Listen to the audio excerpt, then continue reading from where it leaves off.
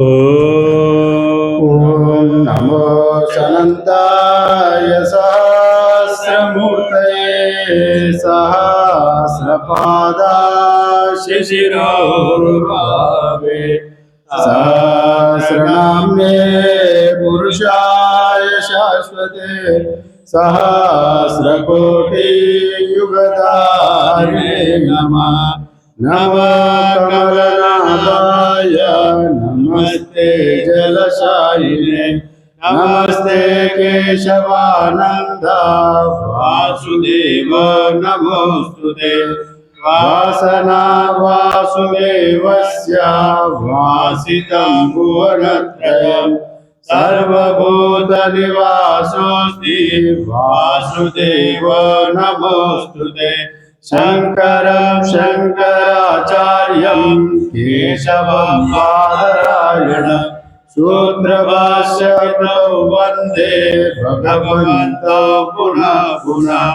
ईश्वरो गुरुरात्मेति मूर्तिभेदविभागिने व्योमव्याप्तदेहाय दक्षिणामूर्तये नमः। दक्षिणामूर्तये नमः। ओम शांति शांति शांति।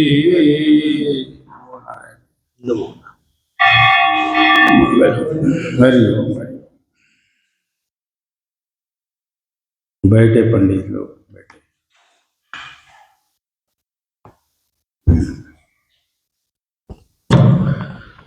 ओम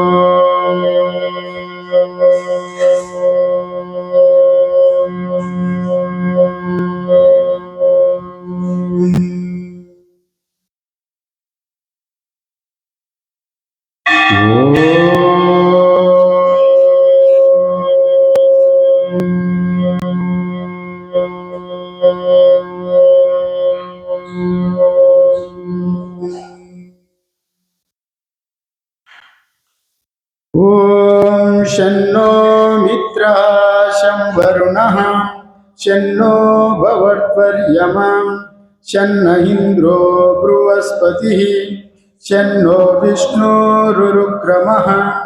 नमो ब्रह्मणे नमस्ते वायो त्वमेव प्रत्यक्षं ब्रह्मासि त्वामेव प्रत्यक्षं ब्रह्म वदिष्यामि। ऋतं वदिष्यामि सत्यं वदिष्यामि तन्मामवतु तद्वक्तारमवतु। अवतु माम् अवतु वक्तारम्। ओम शांति शांति शांति। ओम सहना भवतु सहनो भुनक्तु सह वीर्यं करवावहै तेजस्विनावधीतमस्तु मा विद्विषावहै। ओम शांति शांति शांति।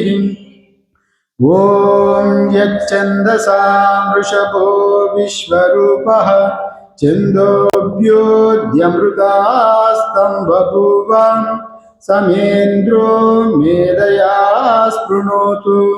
अमृतस्य देवदारणो भूयासं शरीरं मे विचर्षणं जिह्वा मे मधुमत्तमं कर्णाभ्यां भूरिविश्रुवम् ब्रह्मणः कोशोऽसि मेधय पीतः श्रुतं मे गोपाय। ओम शांति शांति शांति। ओम अहं वृक्षस्य रेरिवां कीर्तिं पृष्ठं गिरेरिव ऊर्ध्वपवित्रो वाजिनीवा स्वा अमृतमस्मि।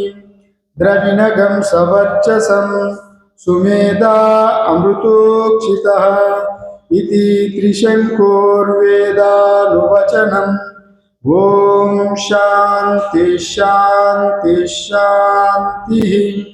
ఓం పూర్ణమద పూర్ణమిదం పూర్ణాత్ పూర్ణముదచ్యతే పూర్ణస్య పూర్ణమాదాయ పూర్ణమేవావశిష్యతే ఓం శాంతి శాంతి శాంతి ఓం ఆప్యాయంతు మమాంగాని వాక్ ప్రాణచక్షుశ్రోత్రమతో బలమింద్రియాణి చ సర్వాణి సర్వం బ్రహ్మోపనిషదం మాహం బ్రహ్మ నిరాకూర్యం మా బ్రహ్మ నిరాకరోత్ అనిరాకరణమస్తు అనిరాకరణం మే అస్తు తదాత్మని నిరతేయ ఉపనిషత్సు ధర్మం ते मयि सन्तु ओम शांति शांति शांति ओम वांग मे मनसि प्रतिष्ठिता मनो मे वाचि प्रतिष्ठितम् आविराविर्मयेदि वेदस्य मे यानिस्तः श्रुतं मे मा प्रासीरनेनादीते अहोरात्रान् सन्ददामि मृतं वदिष्यामि सत्यं वदिष्यामि तन्मामवतु तद्वक्तारमवतु अवतु माम् अवतु वक्तारम् ओम शांति शांति शांति ओम भद्रं नो अपिवातय मनः ओम शांति शांति शांति ओम भद्रं कर्णेभिः शृणुयाम देवाः भद्रं पश्येमाक्षभिर्यजत्राः स्थिरैरङ्गैस्तुष्टुवागं स्वस्तनूभिः व्यसेम देवहितं यदायुः स्वस्ति न इन्द्रो वृद्धस्रवाः स्वस्ति न पूषा विश्ववेदाः स्वस्ति नस्त्वाक्ष्यो अरिष्टनेमिः स्वस्तिर्नो बृहस्पतिर्ददातु ओम शांति शांति शांति ओम यो ब्रह्माणां विदधाति पूर्वं यो वै वेदां च प्रहिणोति तस्मै तं वदेवमात्मबुद्धिं प्रकाशं मुमुक्षुर्वै शरणमहं प्रपद्ये ओम शांति शांति शांति ओम नमो ब्रह्मादिभ्यो ब्रह्म विद्या संप्रदाय कर्तृभ्यो वंश ऋषिभ्यो महाभ्यो नमो गुरुभ्यः सर्वोपप्लवरहितः प्रज्ञानगणः प्रत्यकर्तो ब्रह्मैवाहमस्मि ओम नारायणं पद्मभवं वसिष्ठं शक्तिं च तत्पुत्रपराशरं च व्यासं शुकं गौडपदं महान्तं गोविन्दयोगीन्द्रमतास्य शिष्यं श्रीशङ्कराचार्यमतास्य पद्मापादं च हस्तामलकं च शिष्यं तं तोटकं वार्तिककारमन्यात् अस्मात् गुरुं सन्ततमानतोऽस्मि श्रुतिस्मृतिपुराणानाम् आलयं करुणालयं नमामि भगवत्पादं शङ्करं लोकशङ्करं शङ्करं शङ्कराचार्यं केशवं बादरायणं सूत्रभाष्यकृतौ वन्दे भगवन्तो पुनः पुनः ईश्वरो गुरुरात्मेति मूर्तिभेदाविभागिने व्योमवद्व्याप्तदेहाय दक्षिणामूर्तये नमः ओम शांति शांति शांति वसुदेवसुतं देवं कंसचाणूरमर्दनं देवकी परमानन्दं कृष्णं वन्दे जगद्गुरुं यो यो यां यां तनुं भक्ता श्रद्धयार्चितुमिच्छति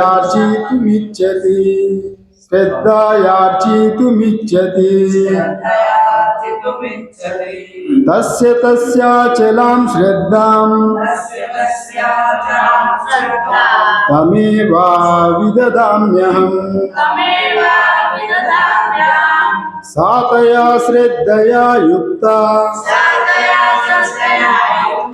तस्याराधनमीयते लभते च तथा कामान् महैवावीतान् हितान् अन्तवत्तु फलं तेषां तद्भावत्यल्पमेधसाम् देवान् देवा यजो यान्ति मद्भक्ता यान्ति मामपि अव्यक्तं व्यक्तिमापन्नं मन्यन्ते मामबुद्धया परं भावामजानन्तो मम व्यव्यक्तं मम व्यामनुमुत्तमम् नाहं प्रकाश सर्वस्य योगमाया समावृतः मूढोऽयं नाभिजानाति लोको मामजमव्ययम् वेदाहं समतीतानि वर्तमानानि च अर्जुन भविष्यानि च भूतानि मां तु वेद न कश्चन इच्छद्वेषा समुत्थेन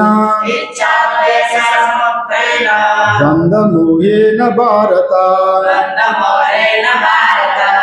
सर्वभूतानि सम्मोहम् सर्गे यान्ति परन्तप येषां त्वान्तगतं पापं जनानां पुण्यकर्मणां ते द्वन्द्वमोहनिर्मुक्ता भजन्ते मां दृढव्रताः जरामरणमोक्षाय मामाश्रित्य यतन्ति ये ते ब्रह्मा तद्विदुः कृष्णम् आध्यात्मं कर्म चाखिलम् साधिभूतादिदैवं मां साधियज्ञं च ये विदुः प्रयाणकालेऽपि च मां ते विदुर्यक्तचेतसः ओम तत्सदिति श्रीमद्भगवद्गीतासु उपनिषत्सु ब्रह्मविद्यायां योगशास्त्रे श्रीकृष्णार्जुनसंवादे ज्ञानविज्ञानयोगो नाम सप्तमोऽध्यायः। श्रीकृष्णार्पणमस्तु।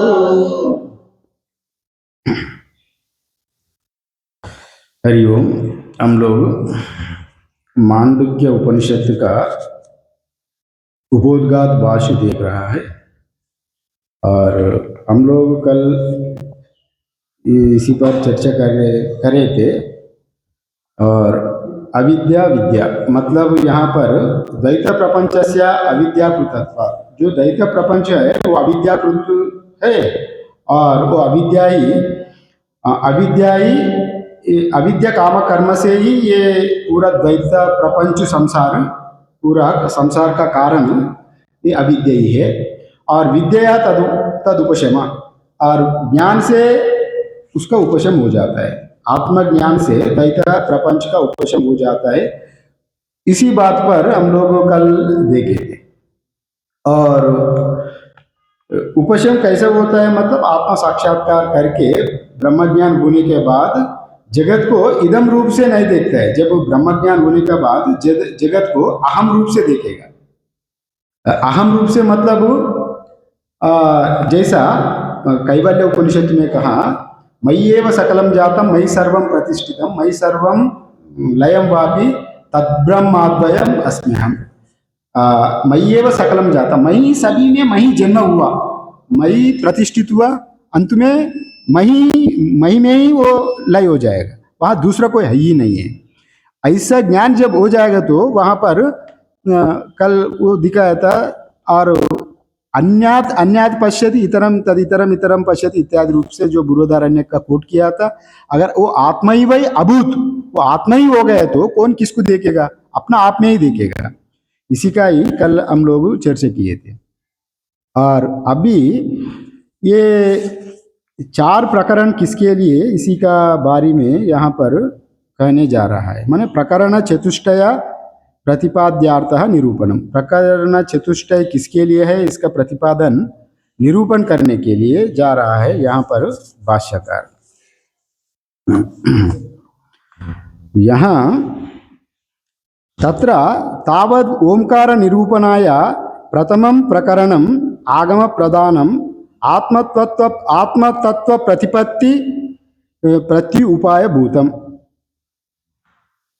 आत्मतत्व प्रतिपत्ति प्रति उपाय भूतम, यो जो बता रहा है ओमकार का जो पहले जो प्रथम जो प्रकरण है वो आगम प्रकरण है। जो आत्मतत्व प्रतिपत्ति उपाय भूतम है, वो आत्मतत्व का प्रतिपादन करने के लिए उपाय है।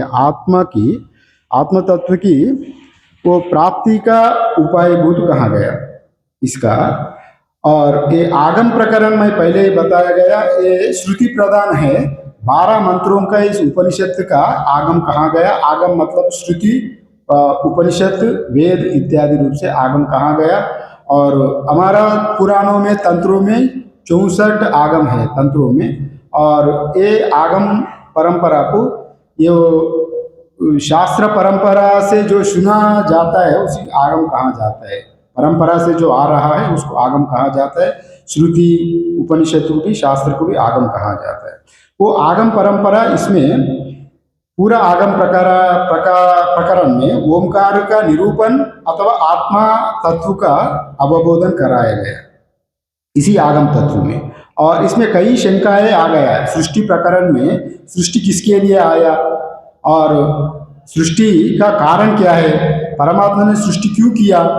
मैंने कई लोग का कहते हैं सृष्टि भोग के लिए सृष्टि है, लीला के लिए सृष्टि है, अथवा अपना स्वाभाविक सृष्टि है। कई प्रकार का शंका हो जाए तो उसी का खंडन निरूपण भी किया गया इसी प्रकरण में। और ये ओमकार का निरूपण करने के लिए यहाँ आगम प्रकरण किया गया, उसको हम लोग डिटेल्स से देखेंगे।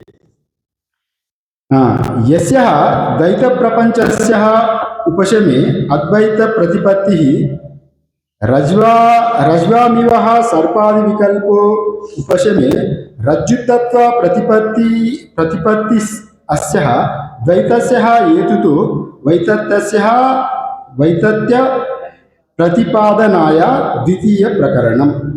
यहाँ पर जो वैतत्य प्रकरण किसके लिए निरूपण किया गया है यहाँ पर यह बता रहा है। वैतत्य प्रकरण में से जो वैतत्यम, यहाँ इसका मीनिंग है मिथ्या। वैतत्यम मतलब संस्कृत में मिथ्यात्व, वो नहीं है और जैसा नहीं है वो बताने जा रहा है। पहले वैतत्य का क्या अर्थ है ये देखेंगे।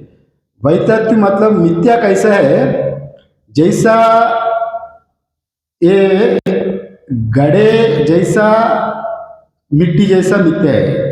वस्तु रूप से मिट्टी है, गड़े रूप से वो मिथ्या कह रहा है। मिथ्या मतलब यहाँ अभाव नहीं है, आभास कहा जाता है। मिथ्या मतलब गड़े का यहाँ पर अभाव नहीं है ना, गड़े है ही। गड़े में हम लोग पानी पी रहे हैं, गड़े को व्यवहार कर रहा है, वो अभाव नहीं है। वहां पर वस्तु है मगर वो सत्ता रूप है ना, वो सत्य नहीं है। वस्तु होते हुए भी उसको स्वयं अस्तित्व ना होने के नाते उसको यहाँ पर मिथ्या कहा गया। वैतत्व मतलब वो प्रपंच पूरा दिखने मात्र ही है, व्यवहार कर सकते, किंतु वो ठोस चीज नहीं है। प्रपंच नाममात्र सत्ता, न तो वस्तुमात्र सत्ता। प्रपंच का नाममात्र सत्ता है, वस्तुमात्र सत्ता नहीं है। नाम के वास्तु है, केवल देखने मात्र है, किंतु वस्तुमात्र सत्ता नहीं है प्रपंच का। जैसा वही यहाँ पर आप ब्रह्म ही दूसरे रूपों में दिखे तो यहाँ पर आभास मिथ्या कहा जाता है, किंतु अभाव नहीं है। जैसा अभाव जैसा है, मिथ्या मतलब वो आपको स्पष्ट कर रहा हूं। अभाव मतलब वहां वस्तु है ही नहीं, किंतु दिखता है। जैसा मरुमरीचिका, वहां पर ना जल है ही नहीं, किंतु वो जल जैसा दिखता है। खरबूज का सिंह, खरबूज का कान सीधा होने के नाते दूर से देखे तो सिंह जैसा दिखता है, और सिंह है रहता ही नहीं है। वंद्या पुत्रवत जो कल्पित है वो अभाव है। यहाँ पर मिथ्या मतलब अभाव नहीं है, वो आभास वैसे समझ लेना। माने प्रपंच है ही, हम लोग व्यवहार कर रहे हैं, जा रहे हैं, सब कुछ कर रहे हैं, किंतु यहाँ अभाव रूप से नहीं लेना, आभास रूप से लेना। माने ब्रह्म ही दूसरे रूपों में दिखे तो ये मिथ्यात्व है, स्वयं सत्ता ना होने के नाते इसको मिथ्या कहा गया। और वैसे ही यहाँ पर द्वैत प्रपंच की निवृत्ति होने पर अद्वैत तत्व का बोध होता है, और उस अद्वैत तत्व का ही प्रतिपादन करने के लिए, प्रपंच का मिथ्यात्व को स्थापन करने के लिए यहाँ पर यह वैतथ्य प्रकरण, दूसरी प्रकरण यहाँ पर उल्लेख किया गया। और जैसा यहाँ पर उदाहरण भी दिया गया, यस्या द्वैत प्रपंचस्य उपशमो अद्वैत प्रतिपत्ति ही रज्ज्वामिव सर्पादि विकल्पो इत्यादि। मतलब वहाँ पर आपको रज्जु का ज्ञान होने के बाद द्वैत, रज्जु में क्या क्या दिख रहा है आपको? सर्प दिख रहा है, दारा, दंडा, माला इत्यादि अनेक विकल्प दिख रहे हैं। वहां पर भेद, विकल्प मतलब भेद दिख रहा है सर्प में। जब उस सर्प का, रज्जु का अधिष्ठान का ज्ञान होने के बाद आपको भेद नहीं दिखेगा। भेद रहते हुए भी वहां पर सर्प जैसा दिखते हुए भी वहां पर भेद नहीं रखेगा, भेद नहीं रहेगा, क्योंकि अधिष्ठान का ज्ञान एक बार हो गया। मंदंधकार में आपका कमरे में भी कहा रस्सी पड़ा हुआ तो आप आनंद से सो सकते हैं, क्योंकि वो आपको ज्ञान हो गया, वो सांप नहीं है, वो रस्सी ही है, वो हमको कोई क्षति नहीं पहुंचेगी, इसलिए आप आनंद से आराम से रह सकते, वो रहते हुए दिखते हुए भी। वैसे ही द्वैत प्रपंच रज्ज्वामिव सर्पादि विकल्पो उपशमे रज्जुत्व प्रतिपत्ति तस्य द्वैतस्य हेतुतो वैतथ्यम इति प्रतिपादनाय द्वितीय प्रकरण। माने अगर द्वैत प्रपंच का जब उपशम हो गया, माने अद्वैत का ब्रह्म का ज्ञान होने के बाद द्वैत है ही नहीं है, केवल एक ब्रह्म ही ब्रह्म है, नाना रूपों में दिख रहा है। एक परमात्मा ही नाना रूपों में दिख रहा है, और वहां पर द्वैत नामक कोई चीज है ही नहीं। आपको अधिष्ठान का ज्ञान होने के बाद पूरा द्वैत प्रपंच बाधित हो जाएगा।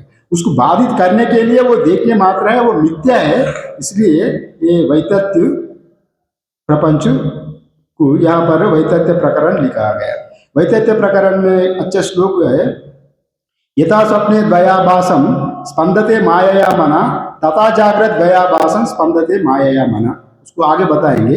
यथा स्वप्ने द्वयाभासम, स्वप्न में आपको जैसा भिन्न भिन्न नाम रूप दिखता है और द्वैत दिखता है, जागने के बाद आप अकेले ही रहते हैं, वहां पर कोई द्वैत है ही नहीं, ना घोड़ा, ना हाथी, ना शत्रु, ना मित्र, कुछ भी नहीं है, किंतु आप कल्पना करके सब कुछ अपने में देख रहा है। अभी जागने के बाद कुछ नहीं रहेगा। वैसे ही यहाँ पर तथा जागृत द्वयाभासम स्पंदते माया मन, ये मन का स्पंदन मात्र है जी। मन जब स्पंदित हो रहा है, मैं इतने आदमी की देख रहा हूँ, वहां ये हो रहा है, ये हो रहा है, मन का स्पंदन में ही द्वैत है। वास्तव में द्वैत कभी बना ही नहीं है। ये उपनिषद का एक ठोस सिद्धांत है। अजातवाद सिद्ध करता है उपनिषद, कोई देखने मात्र सत्ता है, जो व्यवहारिक सत्ता, जब तक आपको पारमार्थिक बोध नहीं हुआ, पारमार्थिक में आप जागा नहीं, तब तक ही ये सत्य रूप में दिखेगा प्रपंच। पारमार्थिक में आप जागेंगे तो व्यवहारिक सत्ता बाधित हो जाएगा। दिखते हुए भी, वो दिखते हुए भी वह पश्यन्नपि न पश्यति, शृण्वन्नपि न शृणोति इत्यादि रूप में जो श्रुति ने प्रतिपादन किया, देखते हुए भी उसमें आपका मन जाता नहीं, वो देखते ही है, देखने मात्र सत्ता है, वस्तु मात्र सत्ता नहीं है। ये बात यहाँ पर निरूपण करने के लिए वैतथ्य प्रकरण कहा गया। कल्पयत्यात्मनात्मानम् आत्मदेव स्वमायया स एव बुध्यते वेद इति वेदांत निश्चय।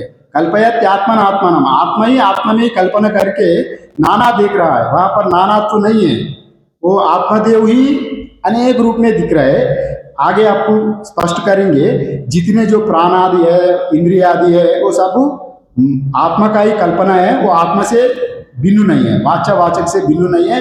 अगर भिन्न रहे तो वहां पर अद्वैत सिद्ध नहीं होगा, वेदांत सिद्ध नहीं होगा, सब आत्मा ही है, ये आगे बताएंगे। और ये बात को वैतथ्य प्रकरण इसलिए लिखा है यहाँ प्रपंच को मिथ्या का निरूपण करने के लिए।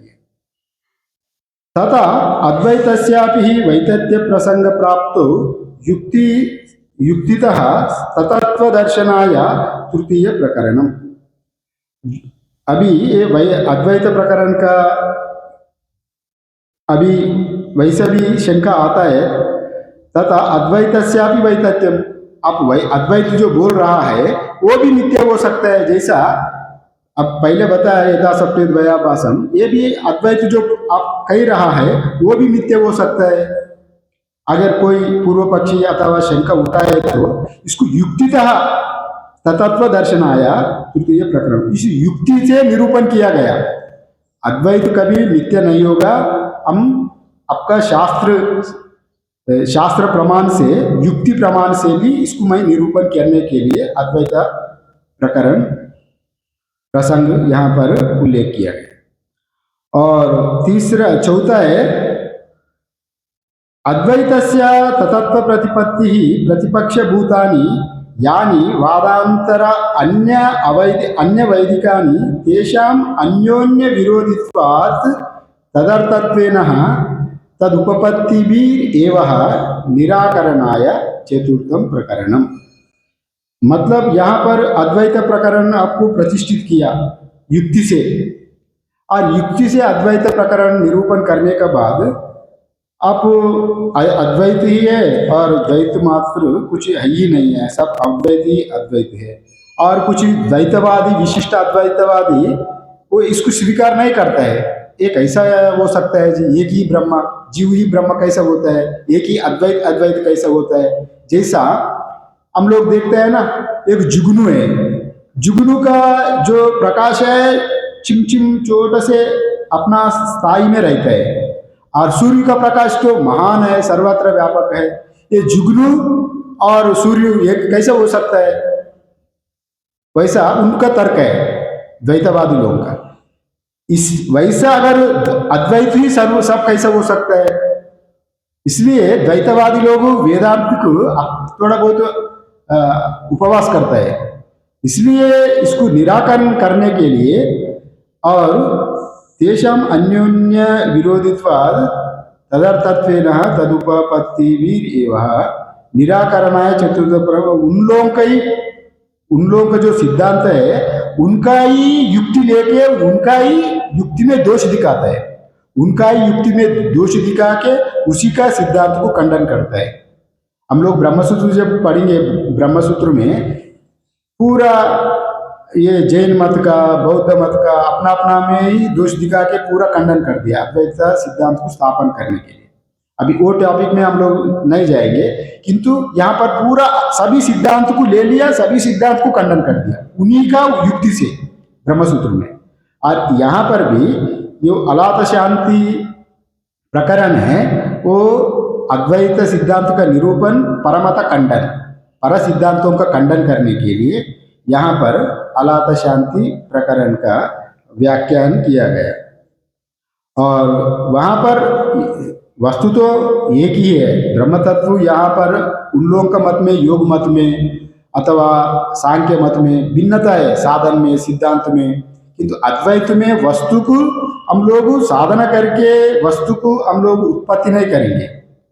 हम जो वस्तु पहले से ही विद्यमान है उसको अपना आवरण को हटा दो, वस्तु पहले से ही आप ब्रह्म ही था, बीच में आप ब्रह्मा अब्रह्म भी तो माना, मतलब आप अज्ञान का वजह से मैं ब्रह्म नहीं हूं, मैं एक कार्य कारण संगात जीव हूं।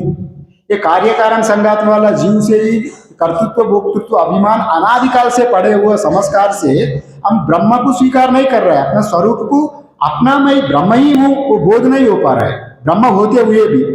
अगर आप ब्रह्म पहले से ही नहीं ब्रह्म नहीं होते, किसी साधन से भी अगर आप साधन करके ब्रह्म ज्ञान को प्राप्त करेंगे, जो साधन से किया जाता है वो उत्पत्ति, वो विनाश भी होता है। समाधि भी आप पहले समाधि नहीं था, पहले समाधि नहीं था, अनेक साल आप इसका अभ्यास करके समाधि प्राप्त हो गया, बड़ा समाधि में सुकून मिला, 6 महीने तक आप समाधि में रहा। इतने मने जब 50-55 डिग्री जब तापमान है, आप एसी कमरे में बैठे तो इतने आनंद मिलता है ना, बाहर निकले तो 55 डिग्री सेल्सियस बाहर है, और बाहर निकले तो आप पूरा चमड़ा काला हो रहा है, इतने पसीना आ रहा है। अब कमरे में बैठे तो इतना आनंद आ रहा है ना, उतने ही समाधि का आनंद है। और फिर कमरे से आगे बाहर आ गए तो फिर उतने ही प्रपंच जैसा बाहर उष्णता है, वो उष्णता आपको तंग करेगी, क्योंकि प्रपंच में कारणाविद्या आपको नाश नहीं हुआ।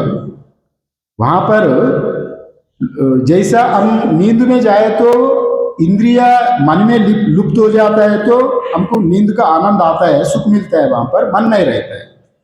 वैसा पर बीज रूप में वहां पर कारण अज्ञान रहता है जी। कहां पर? समाधि में। समाधि में बीज रूप में कारण अज्ञान रहता है। अभी तात्कालिक रूप में वो जब तक समाधि में रहा तब तक वो प्रकट नहीं होता है। प्रकट ना होने के नाते आप आनंद को अनुभव करता है, जैसे नींद में आनंद अनुभव करता है। किंतु समाधि का नींद का बहुत व्यत्यास है। समाधि में आपको ज्ञान रहता है, चेतना होश रहते हुए भी आप आनंद अनुभव करते हैं। नींद में आपको होश नहीं रहता है कुछ ही प्रपंच का, इसलिए आनंद, इंद्रिय वहां पर कुछ नहीं रहता है, मन भी लीन होता है, तो वहां केवल आत्मा ही आत्मा रहता है। वहां पर आपको अज्ञान का बीज रहता है। समाधि में भी अज्ञान को नष्ट नहीं होता है।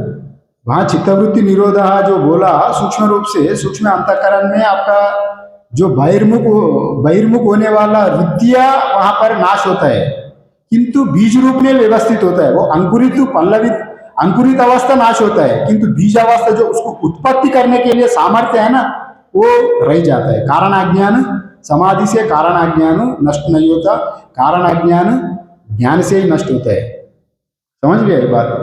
अब मोटा तरह से बोलेंगे तो जो मल दोष, विक्षेप दोष, आवरण दोष, और निष्काम कर्म से मल दोष का निवृत्ति होता है, और विक्षेप दोष उपासना पूजा योग से विक्षेप दोष निवृत्ति होता है, और आवरण दोष ज्ञान से ही, आवरण मीन्स अज्ञान जो बीजात्मक रूप से पड़ा है, वो ज्ञान से ही नाश होता है। इसलिए उसको पूरा खंडन करने के लिए समाधि भी, हमारा वेदांत का दृष्टि से समाधि भी स्थायी नहीं है। किंतु बाकी अन्य मत में अभी आजकल जमाने में जहाँ भी यूट्यूब देखिए, जहाँ भी जाए, कुंडलिनी योगा, ये योगा, बाहर जाके विदेश में ये बहुत प्रसिद्ध है, किंतु ये स्थायी आनंद नहीं, स्थायी इसमें आपका आत्मा प्राप्ति नहीं होगा। पूर्ण अपना अज्ञान को पूरा कारण सहित आप अज्ञान को निकल देंगे तो तभी आपको पुनर्जन्म नहीं होगा। और इसी सिद्धांत को पूरा खंडन करने के लिए ही यहाँ पर परमता खंडन के लिए यहाँ पर अलात शांति नामक चतुर्थ प्रकरण किया गया। फिर यहाँ पर पूर्व पक्षी एक शंका करता है, और कथम पुनर्ओंकार निर्णयाय आत्मतत्व प्रतिपत्ति, ओंकार निर्णयाय आत्मतत्व प्रतिपत्ति उपायत्वं प्रतिपद्यते इति उच्यते। माने अब ओंकार का निर्णय किस प्रकार आत्मतत्व की प्राप्ति का उपाय होता है। अब जो बोल रहे हैं ओंकार आत्मतत्व का प्रतिपत्ति का उपाय है, वो कैसा, इसको बताने जा रहे हैं। माने श्रुति प्रमाण से ये कहने जा रहा है। जैसा अपना ओंकार उत्कृष्ट आलंबन है, दूसरे जगह में बताया गया, दूसरा उपनिषद में यही प्रश्न नचिकेता ने यमराज को बार बार पूछा था। अन्यत्र धर्मात् अन्यत्र अधर्मात् अन्यत्रस्मात् कुताकुतात् अन्यत्र भूतस्य भव्यस्य यत्तत् पश्यति तद्वद। माने इसी प्रश्न को हमको घूम फिरा के ये देऊंगा वो देऊंगा घूम फिरा के मत बोलो, हमको सीधा सीधा आप यत्तत् पश्यति तद्वदा, ये इंपॉर्टेंट है। माने आप जो अनुभव कर किया, जो आत्म साक्षात्कार आप किया, जो देखा आप अंतर्मुख से आत्म साक्षात्कार किया, उसी की सीधा सीधा बताओ, हमको घूम फिरा के कर्म उपासना इत्यादि चक्कर में हमको नहीं डालो। वो नचिकेता था उत्तम अधिकारी। फिर यमराज ने यही कहा था, अभी इसी उपनिषद में कहने जा रहा है। और क्या कहा था यमराज ने, सर्वे वेदा यत्पदम आमनन्ति और तपागंसी सर्वाणि च यद्वदन्ति यदिच्छन्तो ब्रह्मचर्यम चरन्ति तत्ते पदगम संग्रहेण ब्रवीम योमित्येतत्। वहां पर बताया गया सर्वे वेद यत् पदम आमनन्ति, जिस वेद सभी वेद जिसको आमनन्ति आवाहन करता है वो पद ओमकार ही है। और सर्वाणि च यद्वदन्ति यदिच्छन्तो ब्रह्मचर्य, जिसके लिए हम ब्रह्मचर्य पालन करता है, जिसके लिए मोक्ष को के लिए तरसता है, वो पद वो पदम कुछ भी नहीं है, वो ओमकार ही है। वहां पर निरूपण किया गया। इसलिए यहाँ पर वो पूर्व पक्ष जो प्रश्न कर रहा है, ओमकार का निर्णय किस प्रकार आत्मा तत्व की प्रतिपादन करेगा, वहां पर यहाँ युक्ति दे रहा है। यहाँ पर अन्य उपनिषदों का यहाँ पर श्रुति वाक्य से निरूपण कर रहा है। इसलिए यहाँ पर ओमकार का महत्व यहाँ बताया गया। और ओमित्येतद् इत्यादि रूप में, और एतदालंबनम श्रेष्ठम इत्यादि भी कहा गया। एतदालंबनम श्रेष्ठम एतदालंबनम परम एतदालंबनम ज्ञात्वा ब्रह्मलोके मह्येते इत्यादि रूप में भी वहाँ कहा गया। एतद आलंबनम श्रेष्ठम, यहाँ बहुत इंपॉर्टेंट है। जो आलंबन है ना, जो ओमकार का आलंबन, ये श्रेष्ठ आलंबन कहाँ गया, कठोपनिषद में इसका पूरा व्याख्या दिया गया। उसका यहाँ पर थोड़ा बहुत एतद आलंबनम बोल के कठोपनिषद का दिया गया। ये आलंबन क्या होता है, ये तद आलंबन, ये श्रेष्ठ आलंबन है ओमकार। जब आलंबन मीन्स प्रतीक उपासना में किसी का सहारा लेना, जैसे हम लोग शिवलिंग को आलंबन लेते हैं, शंकर का पूजा करना है तो शिवलिंग का आलंबन लेता है, और विष्णु का पूजा करना है तो सालिग्राम शिव का आलंबन लेता है, और निर्गुण ब्रह्म तत्व को प्राप्त करना है तो किसको आलंबन लेना, ओमकार का आलंबन लेना। ओमकार श्रेष्ठ आलंबन है। आप जब ईश्वर का पूजा कर रहे हैं, पूरा विराट का, शिवलिंग का ही पूजा कर रहे हैं, शिवलिंग में पूजा जल डाले तो विराट का पूजा हो गया। वहां पर लिंग मतलब क्या है जी, लीनम अर्थम गमयते इति लिंगा। जो लीनम अर्थम गमयते इति लिंगा, लिंगा मीन्स एक इंडिकेशन। आपको अभी पूरा भारत देश में 205 देश है जी। 205 देश का छोटा छोटा इतने इतने झंडा जो फ्लैग्स है ना, अभी वहां वहां खड़ा कर दिया। आप क्या बोलेंगे, हमारा तिरंगा वाला झंडा वहां पर है, भारत वहां पर है बोलेंगे ना। पूरा भारत वो झंडा में ही समाहित है, समझ लिए ना। अब भारत अभी 205 देशों में भारत को दिखाना है तो कहा कैसे दिखाएंगे, त्रिवर्ण झंडा का दिखाएंगे। माने वो मेरा भारत है, मतलब वो भारत वो झंडा में नहीं है। हम लोग झंडा को, वो लिंग है, वो त्रिवर्ण पताक वो लिंग है, मैंने भारत का सूचक, पूरा भारत का सूचक वो लिंग है। वैसे शिवलिंग भी पूरा ब्रह्मांड का, वो शिवलिंग का जो आदि अंत नहीं है शिवलिंग का। पुराणों में इसका बहुत अच्छा वर्णन है, फिर हमारा टॉपिक डाइवर्ट हो जाएगा, इसलिए नहीं बता रहा हूँ। तो हल्का से बताएंगे तो शिव जी का तत्व को मापने के लिए एक ऊपर में ब्रह्मा जी, विष्णु जी गया, नीचे ब्रह्मा जी गया, जितने भी गया वो लिंग का पता ही नहीं चला। मतलब ये पूरा ब्रह्मांड में आप अभी सुपरसोनिक मिसाइल, सुपरसोनिक रॉकेट से भी आप जितने ऊपर जाओ वो जाता ही जाएगा, उसका कोई अंत नहीं है। वही ईश्वर तत्व है। वैसे ही विष्णु भी है, व्यापनोति इति विष्णु, सर्वत्र व्यापक ही है। इसलिए वहां पर कोई तत्व यहाँ पर उससे भी अधिक श्रेष्ठ है ओमकार। सालिग्राम शिव और जैसा नर्मदा शंकर का शंकर जैसे में हम लोग अध्यारोप करके हम लोग पूजा करते हैं, फल मिल जाता है। अगर ब्रह्म ज्ञान का प्राप्ति करना है तो ये तदालंबनम श्रेष्ठम ये तदालंबनम परम ये तदालंबनम ज्ञात्वा ब्रह्मलोके मह्यते। माने आप इसको कुछ भी नहीं करना है, केवल अगर ओमकार का उपासना करेंगे तो आपको ब्रह्म ज्ञान का प्राप्ति होगा। ये चांदोग्य उपनिषद में आपको स्टाम्प मार के बताया। ओमकार उपासना में कुछ नहीं करना, केवल ओमकार उपासना करे तो ब्रह्म ज्ञान का प्राप्ति होता है। फिर इसी का भी ओमकार उपासना कैसा करना, मतलब इसमें भी अकार उकार मकार अमात्र इत्यादि, अकार प्रधान ओमकार, उकार प्रधान ओमकार, मकार प्रधान ओमकार, आगे 8वीं से श्लोक 8 से लेकर 12 मंत्र तक चतुर्मात्र ओमकार विचार वहां पर कहा गया, हम लोग वहां पर स्पष्ट देखेंगे और इसको थोड़ा हल्का से देखेंगे। और दूसरा यहाँ पर दे रहा है ये तद आलम्बनम हो गया, यहाँ पर इसी ये तद भाई सत्यकामा परमच अपरमच ब्रह्म तद ओंकार एवं। और परा यहाँ पर एक प्रश्नोपनिषद का एक उदाहरण दे रहे हैं। ये तद भाई सत्यकामा परंच अपरंच ब्रह्म तद ओंकार एवं, वहां पर प्रश्नोपनिषद में कहा गया। यहाँ पर परा और अपरा दोनों ही ओंकारी है। आप समझना, भूमि रापानुलो वायु कम्मनो बुद्धिरेवच अहंकार इत्यमे भिन्ना प्रकृति अष्टधा। ये जो अपरा प्रकृति बताया गया, अपरमच इत्यादि रूप में जो जीव को परा प्रकृति है, माने जड़ प्रकृति 8 प्रकार का है और चेतन प्रकृति जितने भी जो जड़ है, स्वेदज अंडज उद्बीज इत्यादि जो 4 प्रकार का जीव है वो चेतन प्रकृति है। जड़ प्रकृति चेतन प्रकृति दोनों ही ओमकारी है। मतलब कैसा है ओमकारी है, माने ओमकार छोड़ के कुछ है ही नहीं, जो कुछ है ओमकारी है, आगे बताएंगे। और नाम ही नाम से अभेद है, अभिधान अभिधेय से अभेद बता के आप आगे वर्णन करेंगे। और ओम इत्यात्मा नाम युंजीता, ओमकार से आत्मा का ध्यान करना, ओम इति ब्रह्म इत्यादि रूप में पहले भी बताया गया। ओमकार सर्वश्रेष्ठ होने के नाते ओमकार का ऊपर ध्यान करना।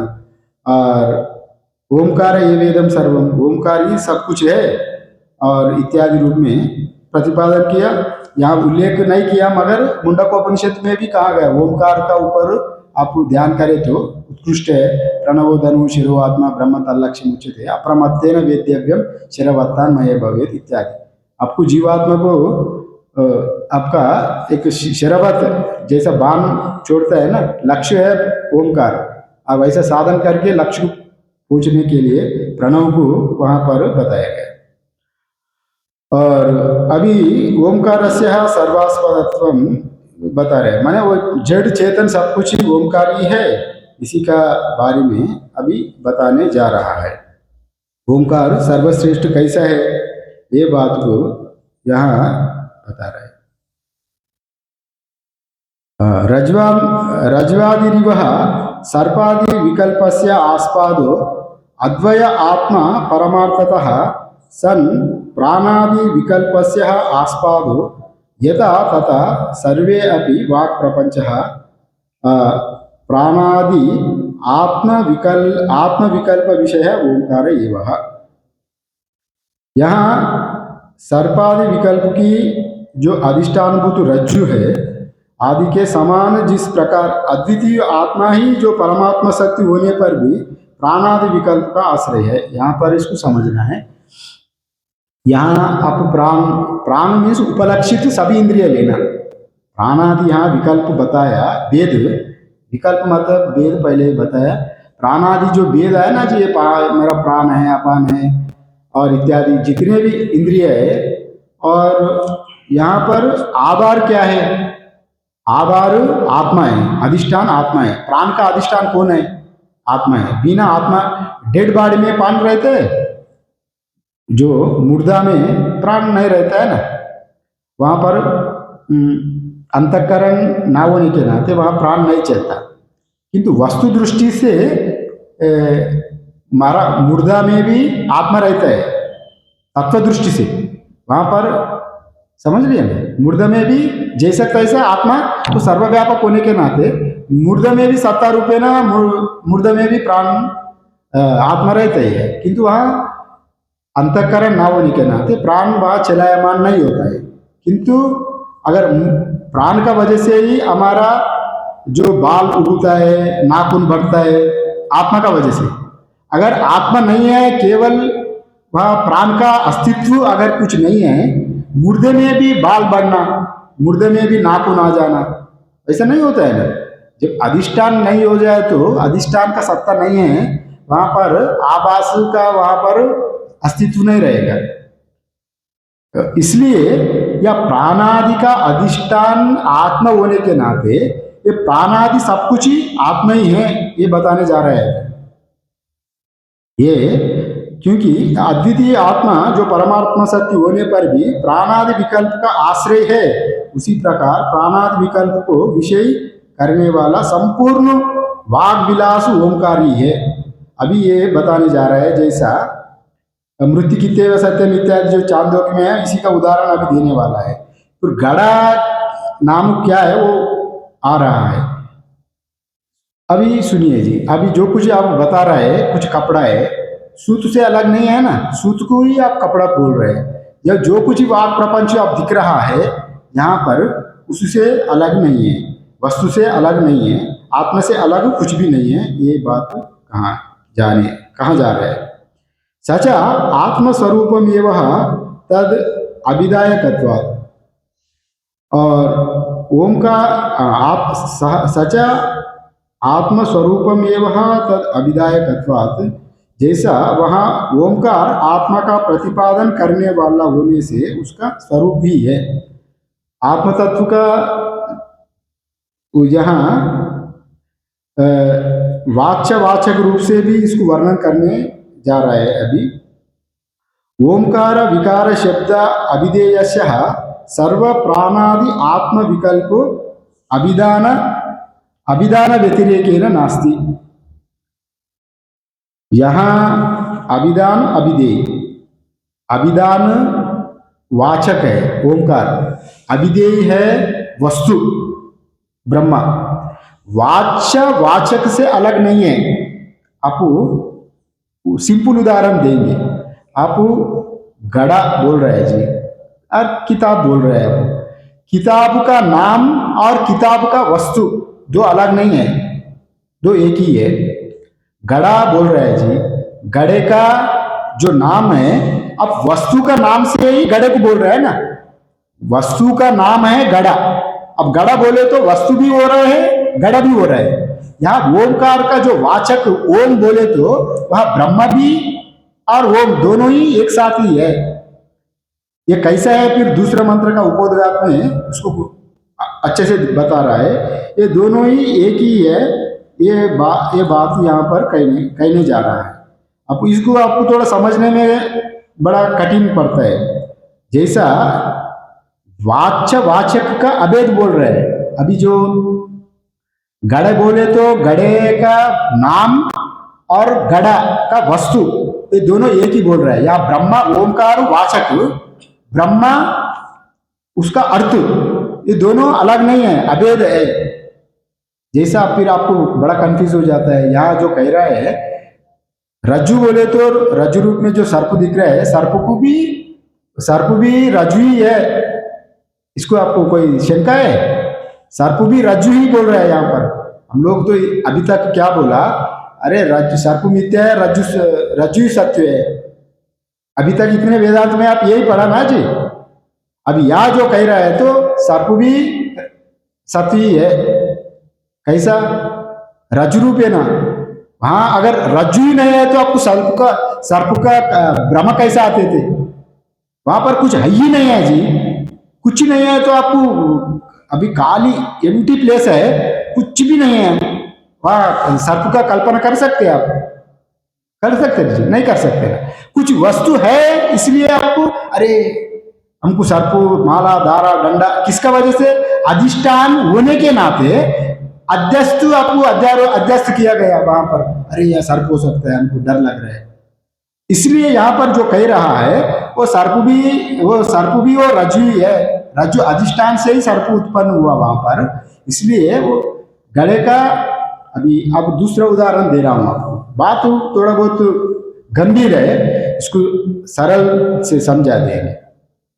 अगर आप आपका पुत्र है, आपका पति पुत्र है, आपका पुत्र का ऊपर आप हाथ डाला, आप क्या बोल के डाला? ये मेरा पुत्र है, मेरा प्यारा है, हमसे बड़ा प्रेम करता है। आपका पत्नी का ऊपर भी हाथ डाला, आप वहां पर पत्नी के ऊपर हाथ डालते हुए वहां आत्मा का ऊपर हाथ डाला। आप समझ रहे हैं, मेरा पत्नी का ऊपर हाथ डाला, मेरा ये मेरा लल्ला है, मेरा प्यारा मुन्ना है, ऐसे आप बच्चे का ऊपर जब गोद में लिया, वहां बच्चे को नहीं लिया, वहां किसका ऊपर हाथ डाला? परमात्मा के ऊपर हाथ डाला। यहाँ परमात्मा बोल के कुछ नहीं, अपना ऊपर आप डाला। यहाँ हम लोग सब समय अपना स्वरूप में अनुसंधान करना चाहिए। वहाँ दो वस्तु है ही नहीं, अपना ऊपर ही अपना मौज कर रहे हैं। आप ही अनेक बना, आप ही नाटक कर रहे हैं, देखने वाला ही आप है, नाचने वाला आप ही है, सब करने वाला आप ही है। ये अद्वैत तत्व का प्रतिपादन वैसा किया जाता है। इसलिए वह वाच्य वाचक का अभेद है। इसमें इत्यादि जो प्राणादि विकल्प जितने हैं वो आत्मा से अलग नहीं है, और घड़े मिट्टी से भिन्न नहीं है, और आभूषण सोने से भिन्न नहीं है। आप आभूषण पहन रहे हैं जी, आभूषण का ऊपर हाथ डाल के वाह आभूषण का ऊपर मैं इतने बहुत अच्छा लग रहा है, वह आभूषण नहीं पहना, आप सोना ही पहना। किंतु आप आभूषण को पहना मान के सोना पहना, बिना सोना का आभूषण नहीं रहेगा। आभूषण का नाम मात्र सत्ता है, न तो वस्तु मात्र सत्ता। समझ लिया ना? इसलिए आभूषण भी सोने से अलग ना होने के नाते वो आभूषण ही ब्रह्म ही है, ये बोल रहे हैं। समझ लिया ना? इसको आप समझ लिया ना? आपका जो भी शंका है तो पूछ लेना, ठीक है ना? क्योंकि आप लोग तो अत्यंत पुराना श्रोता है, सभी जानकारी हर आचार्य आके आपको अवगत करवाता है, तो आपको वक्ता से भी ज्ञान ज्यादा होता है। कभी कभी सब प्रकार का वक्ता एक ढंग से ही व्याख्यान करता है, आप लोगों को अनेक तरह से सुन के ये वैसा भी हो सकता है विकल्प, ये विकल्प भी हो सकता है, ये नहीं बता रहा है, वैसा भी होता है। आपका मन में एडवांस्ड है ना, आप एडवांस्ड स्टूडेंट, कभी कभी बोलने का भी अधिकारी है, आप वैसा भी होता है, ठीक है ना? और वैसा भी मान लेना, यहाँ पर हम लोग एक निधिध्यासन ढंग से शास्त्र में पुनरुक्ति दोष नहीं है जी। आप जितने भी सुनेंगे पुनरुक्ति दोष नहीं है, सुनने का चीज बार बार सुनते ही रहना, यही साधन है।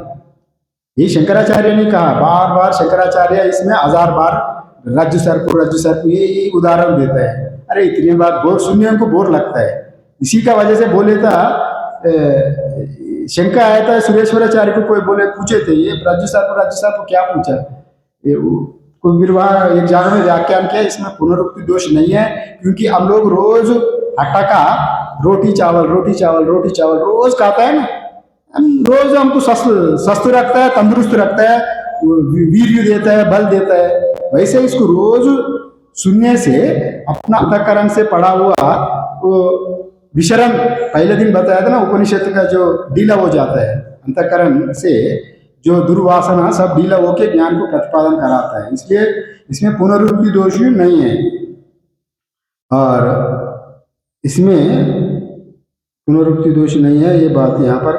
हाँ, ये इसके लिए यहाँ पर जो बताया गया वाचारंभनम विकारो नामधेयम, ये बताया गया। मैंने जैसा है चांदोग्य उपनिषद को कोट कर रहे हैं, आपको जितने गड़े पड़े मटे इत्यादि जो कुछ बता रहे हैं, सर्व प्राणादि आत्म विकल्प अभिधान व्यतिरेकेन नास्ति वाचारंभनम विकारो नामधेयम।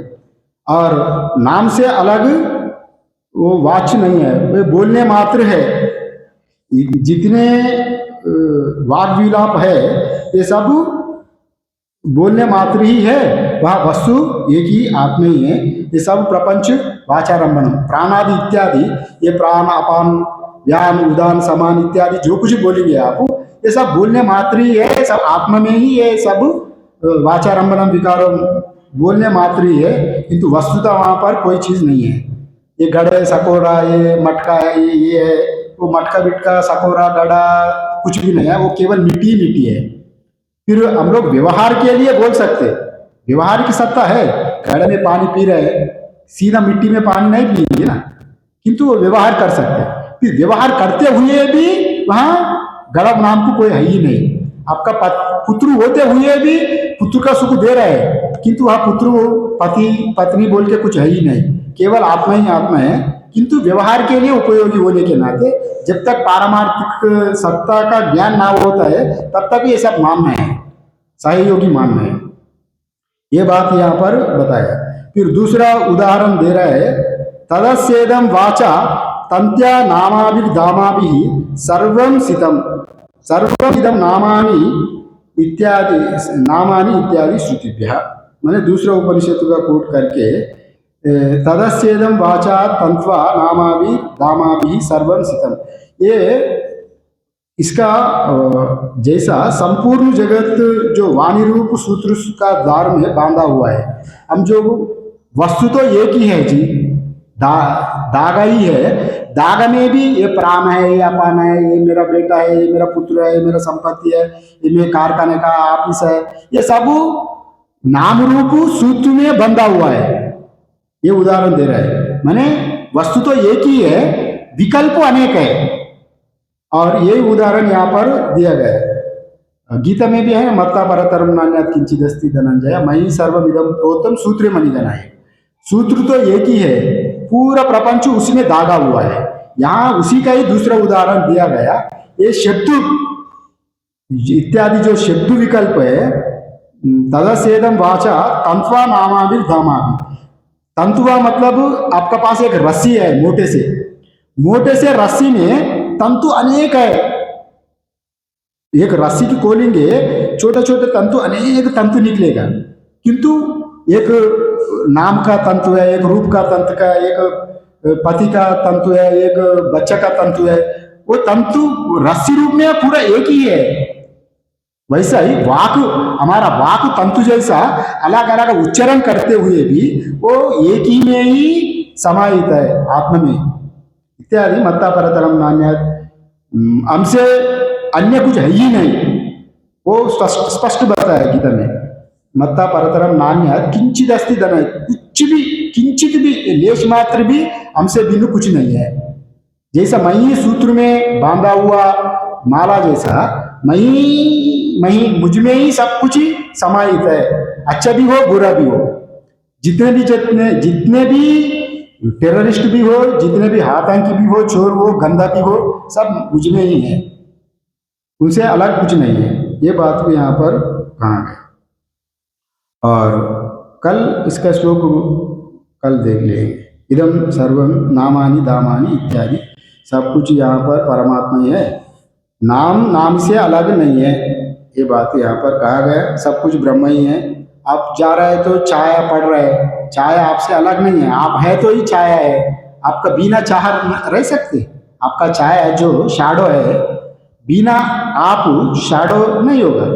शैडो का स्वयं अस्तित्व नहीं है, इसलिए वह अगर दो, एक शैडो है एक आप है, मतलब द्वैत हो जाता है, दो मानना पड़ेगा। आप ही शैडो रूप में दिख रहा है और ये पूरा आपका शैडो है। ये जो प्रपंच है ना, एक विभू है, दूसरा विभूति है। आप विभू है आत्मा, आपका ही विभूति, ये पूरा प्रपंच नाना रूप में दिख रहा है। विभू रूप में एक ही वस्तु, विभूति रूप में नाना दिख रहा है, इतने ही दे रहा है। और बाकी कल देख लेंगे 1 नंबर मंत्र से। ओम पूर्णमदा पूर्णमिदं पूर्णात् पूर्णमुदच्यते पूर्णस्य पूर्णमादाय पूर्णमेवावशिष्यते। ओम शांति शांति शांति। शंकरं शंकराचार्यं केशवं बादरायणं सूत्रभाष्यकृतौ वन्दे भगवन्तौ पुनः पुनः।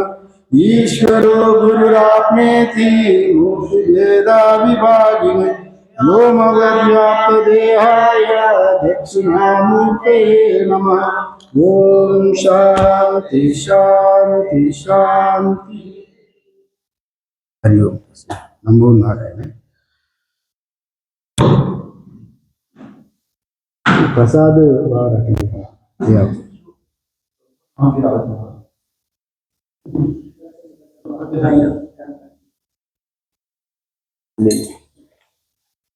ओम नमः।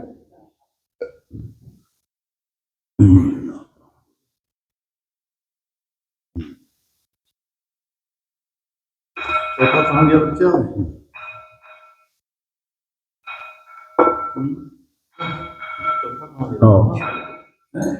तुम लिए नहीं, तुम लिए ना?